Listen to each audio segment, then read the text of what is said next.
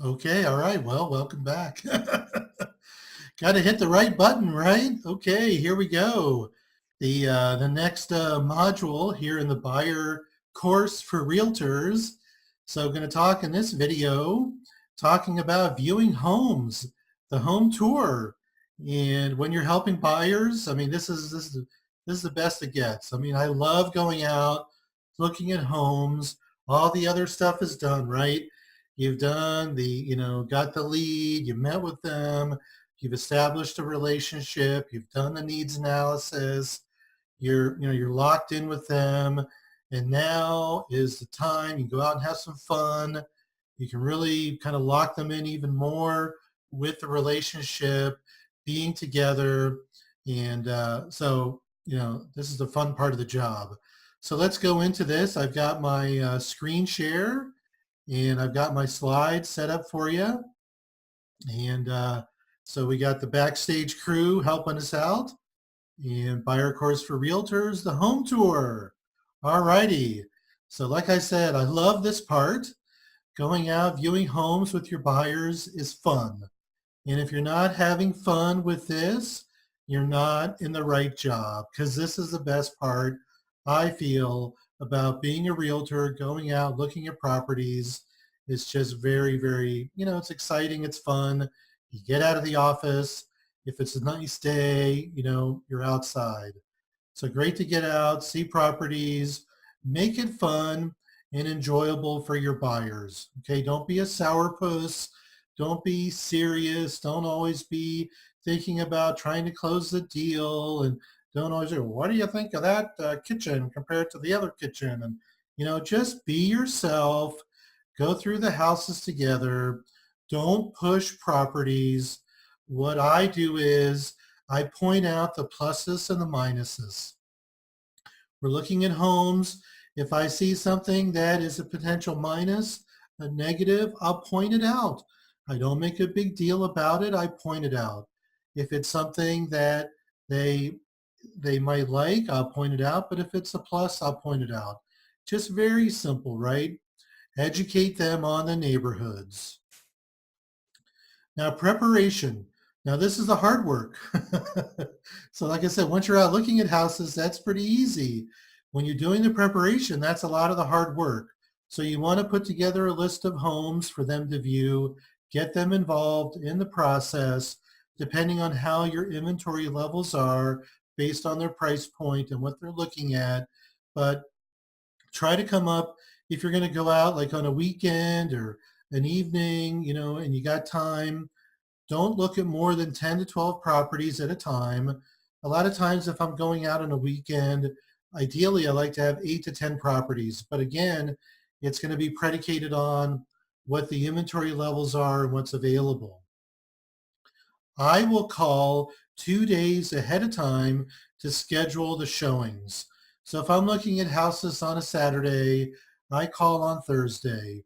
If it's on Sunday, I'm calling on Friday. I rarely, if I'm doing a big tour, will call the day before.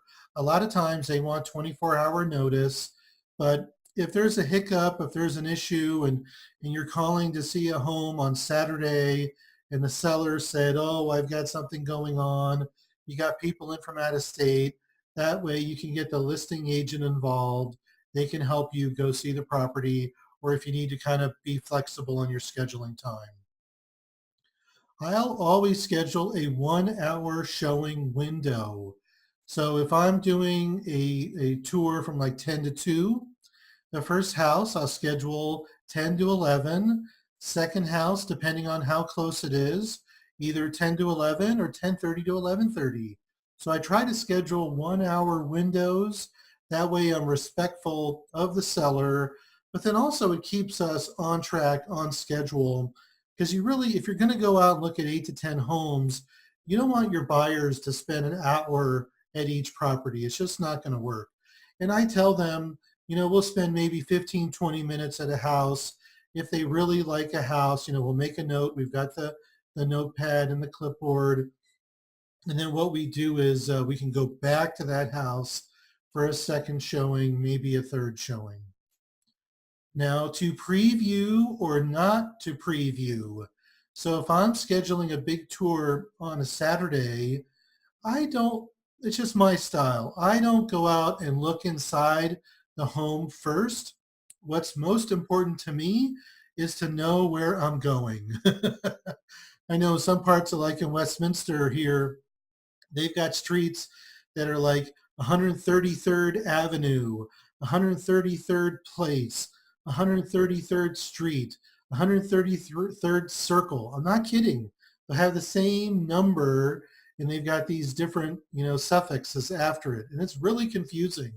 So if I'm going into an area that I don't know like the back of my hand, I'll just drive the tour ahead of time. I'm not going to go look at each house. I'm not going to preview. The way I like to look at the house the first time when the buyer is looking at the house. So we're both kind of getting that first impression. We've got notes in the MLS, the fact sheet, and it should be there. So if we can look and see if we have questions. So I don't preview, but I want to know where I'm going because you don't want to look like an idiot. You're out there looking at properties and like, oh my God, I'm lost. I don't know where I am. And that just doesn't show well. I remember that happened to me years ago, and man, I was sweating bullets that day because I got lost a couple times and it was embarrassing. And I didn't do my due diligence ahead of time. I was kind of flying by the seat of my pants. I mean, thank God my buyers stuck with me, but we joke about it to this day. Okay, you want to print out the MLS sheets, print out one for you and one for your buyers. I have a clipboard. I don't have it here, but just have a standard, wooden clipboard. You organize the MLS sheets in the order that you're going to view for the home tour. So if I've got 8 properties that we're going to look at, I'll organize the MLS sheets in the order that we're going to view the homes. I'll put it in a clipboard, give it to my buyer, give them a pen. We have lots of free pens, right? We go to closings, we get a lot of free pens from the title companies. You go to classes, you get free pens. So give them a free pen and put it in the clipboard, and then that way they can take good notes. Now, make sure you do all that work ahead of time. Preparation is really important, okay? Don't try to skip any of those steps and make sure you do the work ahead of time. So when you're out viewing properties, sometimes a buyer, they might want to have another family member or a close friend, or maybe you've got like younger people they're helping and they've got another person that's going to be maybe their wife or husband in the future, whatever. Just kind of handle those situations diplomatically. I remember once I was helping a young single guy years ago, and he was taking his girlfriend, and the expectation was they were going to get married, but then after a while, they kind of broke up actually when we were looking at properties. So just kind of handle that diplomatically. Let the buyer bring whoever they want to bring to the showings. And if you need to take 2 cars, whatever, if you can fit them in your car, that's okay too. What I've done sometimes, like with transportation, I got people coming in from out of state. They got a couple of kids. They rent a big car because they got their kids in the car seats. I'll just squeeze in with them. Because if I'm doing a pretty extended home tour, I like to be able to talk about the areas as we're driving through them. So you're kind of being a little bit of a tour guide and talking about downtown, talking about the parks, whatever it is. I talked about once we get to the property, I'll point out the pluses and the minuses. One of the things I really like to do when we get to a property the first time, we'll do a 360. So what I like to do is that, we're at the house. Let's see if I can go here. So let's say the house is in front of me right here, right? So the house is here. So what I'll do is I'll just kind of stand up and we'll just completely turn around and we'll look at the street. We'll look at the other neighbors. We'll look at the cars in the street. We'll look at the yards. And I'll just do the whole thing. Just do a complete 360. Can't do it here in my chair, but you do a 360, and then that way what you can do is you get a good sense of the neighborhood. Because what I tell people, you're not only buying the house, You're buying the neighborhood and the neighbors that go with it. And after you've been doing this a while, you'll be able to tell which neighborhoods are mostly owner occupied versus which neighborhoods are rentals. If you see a lot of cars in the street, especially two-door sedans, beat up kind of cars, you see a lot of cars in the driveways in the street, then it could potentially be a rental neighborhood. So I'll just kind of point that out to them and just say, here, just kind of, you're looking at it, right? And just kind of make an observation. And that way, because it's not only the house, it's the neighborhood, okay? So do a 360 and see if I can get back on point here. So do a 360, check it out. And then the other thing I do is when I'm looking at the house, I want to look at the roof. I want to look at any like concrete issues, anything if the house looks out of kilt, off kilter, foundation. Look at the windows. You want to start with the big things first and then kind of go down. And then obviously, we talk about the location, where is the house located? If it's close to a busy street, that busy street is not going to go away. If it's close to a convenience store or a liquor store or whatever, usually that's not going to go away. So be aware, talk about location. If there's open land behind the house, here, if it's designated open space, then that is protected. They're not going to be able to build on it. But if it's open land, then somebody could develop either another housing community or retail, commercial, whatever. Now, once I start going into the property, you want to unlock the door. I'm just very quiet. I'm not selling the house. What I tell people is I'm not the one that's going to be living in the house. It's not important what I think. I'm not going to share my opinions of what I like or not like about the house. You're the one that's going to live in the house, and I'll just point out what I see, the pluses and the minuses. And then if you have any questions, let me know. Okay, now viewing properties continuation, make sure that you and the buyer take notes on the clipboard, right? You got the clipboard, take good notes. I will talk about the condition, any remodeling done, any updates. So if I go into a house and it hasn't been updated, it was built in 95, original kitchen, I'll point that out. And I can tell that just by looking at the property, and they can tell it too. I'll review the floor plan. So here we have, for example, ranch style, and it's a one level. So if the house is 2,400 square feet total, 1,200 up, 1,200 down. So I just tell people, yeah, it's 2,400 square feet, but 50% of it's in the basement. And if it's an older house built in the 60s, then a lot of those basements are only like, maybe 7, 8 feet. So they need to be aware of that. The other thing I point out to people is, especially if they have kids, like 1 or 2, 3 kids, what most people like is if it's a 2-story, on the second level, you have the master bedroom with the kids' bedrooms there. So if you have a 2-story with a master bedroom on the main level, and then the kids' bedrooms are up here, you're constantly having to go back and forth. And that's a negative for people that have children. They don't like having the master bedroom on the main level. The more you do this, the more you're going to see some of these kind of floor plan bottlenecks. Another one is you got 3 bedrooms on the top floor and only 1 bath. that just doesn't work, right? You want to have a minimum of 3 by 2 up. And then if they have a main level bedroom, then you want to at least have a serviceable shower and bathroom there. Same thing with the basement. If they've got a bedroom in the basement, then ideally you want a bathroom with a shower in the basement. And then studies, if you got a main level study, a lot of people like that.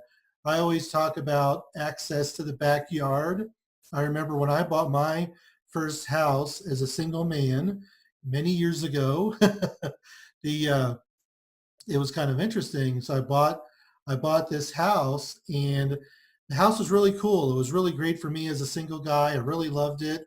But I couldn't see the backyard from the kitchen. And really, I couldn't see the backyard from anywhere in the house. And so the master bedroom was on the main level. And so all these neat features that I thought was really cool. So 7, 8 years later, when I go to sell the house, and I'm thinking, man, I'm going to make a killing. These are the things I heard about. I'm in the kitchen. I can't see my children playing in the backyard. And I don't like having the master bedroom on the main level. So that was something that I kind of learned firsthand. So I'm very sensitive to, when I'm looking at the backyard, the access to the backyard from the kitchen, because I think that's so important. Some people like walkouts, right? So you got the walkout basement.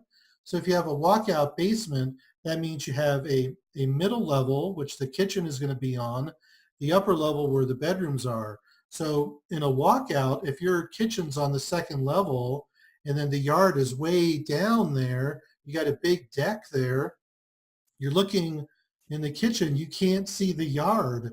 So if the people that you're helping have young children, babies or toddlers, they're not going to be as comfortable with that. Now, for like example, my wife and I, our daughters are 12 and 9 now. So if we were going to go look at a new home, that wouldn't be as big of an issue for us, because we don't feel like we have to watch our kids all the time now in the backyard, as long as it's fenced in and everything. But we would get the benefit of the walkout basement, right? So you'll get a sense of this once you start doing this more and more. And it's also going to be predicated on what are the needs of your buyer based on a floor plan. Some people say, especially nowadays, where you have people telecommuting, working from home. So like, for example, I'm in my house right here. This is a main level study, and then our bedrooms are upstairs on the top level. So that way we've got separation. Try to identify one unique feature of the house. And this is kind of good, because once you start looking at a bunch of houses, they're all going to run together. So you're going to say, yeah, you remember that house that had the moss rock fireplace? Or you remember that house that had the big hot tub in the backyard? Or you remember that house that had the dual islands in the kitchen? Or you remember that house that had the 4-car garage? You yourself try to remember a unique feature about the house, and then that way it's easier when you're talking about it, because once you look at 10, 12 properties and you go out again, you look at another 8 to 10 properties, they're all going to run together. You're not going to remember it by address.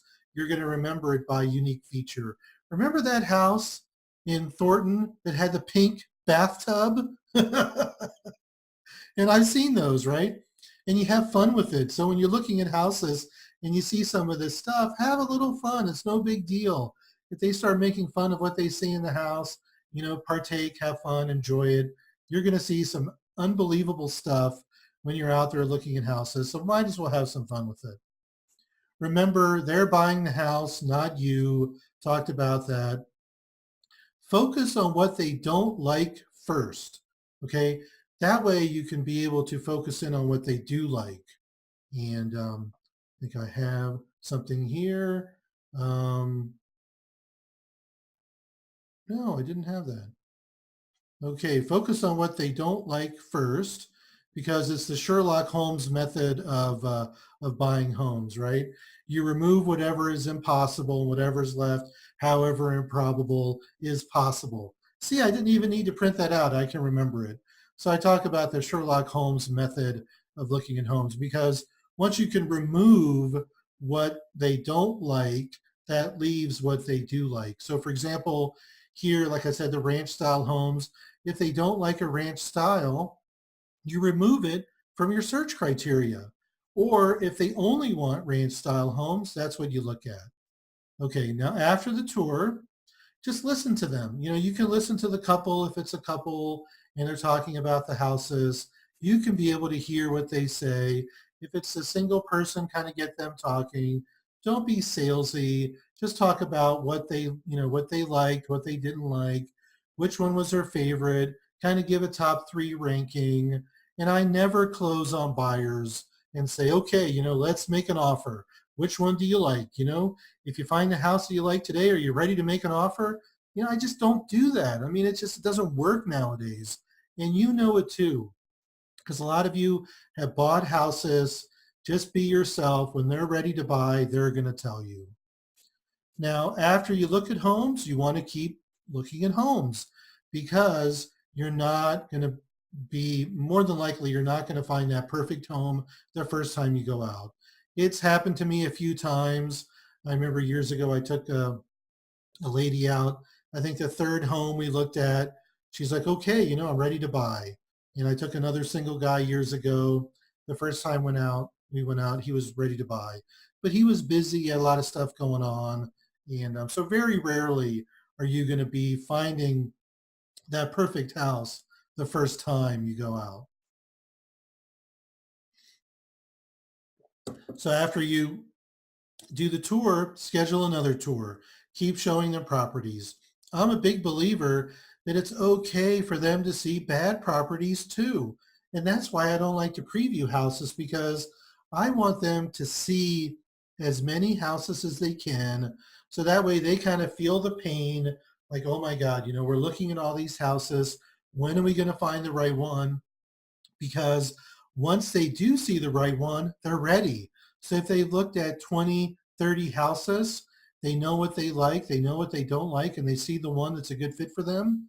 It just gets them ready to move forward and buy that house and to write an offer. So my record for showing homes is 110 homes. And that happened in like my first couple years. I was helping a couple of doctors in Boulder. They had to be 30 minutes, scrubbed and ready to go to the hospital. And back then we had tons of inventory. So we looked at definitely 110 houses, and we looked at it over about 6 months. And that was a lot of work. My record for length of time was 1 year.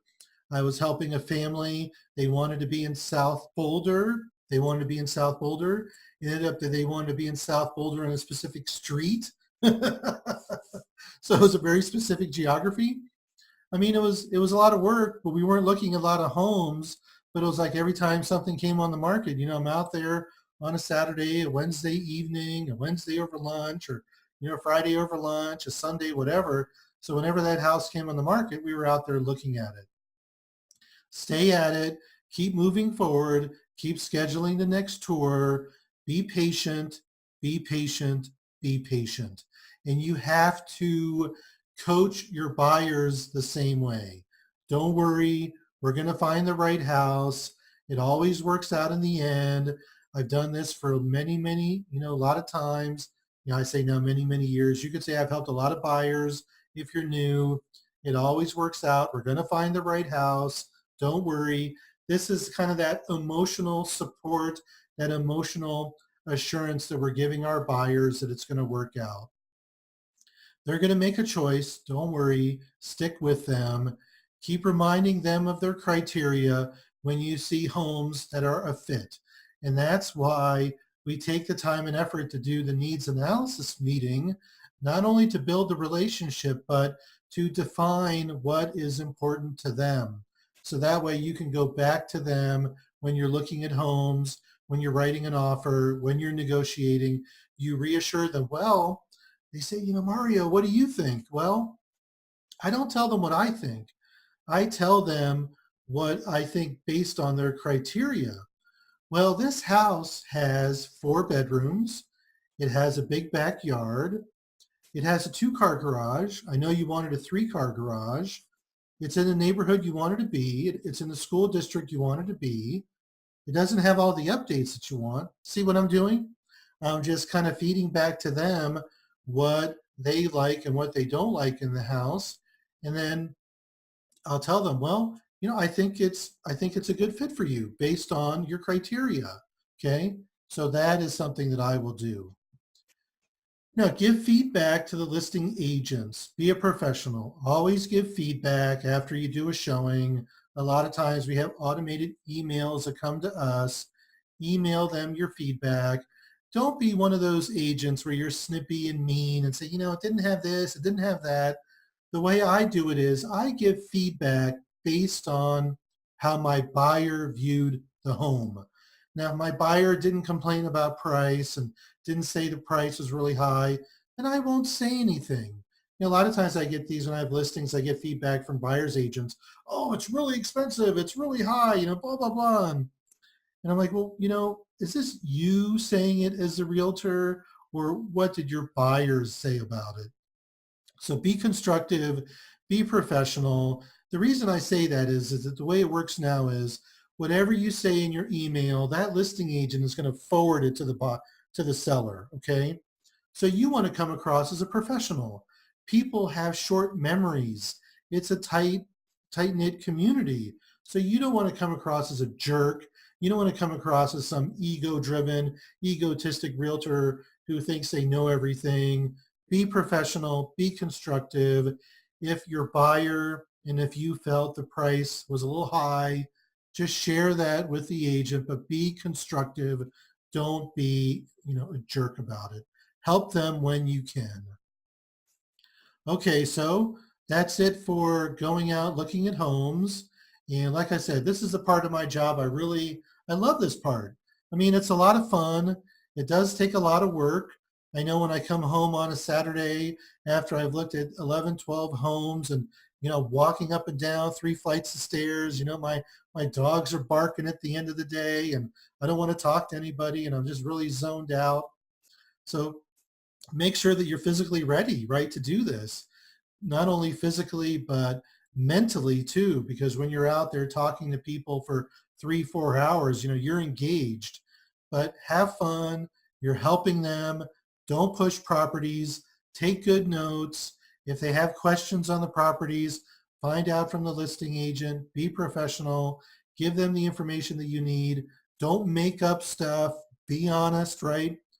Honest real estate agent. I never, ever embellish. I never give answers that I don't know. I'll always find out. And this, like I said, is the most enjoyable part of helping buyers is looking at homes. So now in the next video, we're going to talk about writing an offer. So very exciting.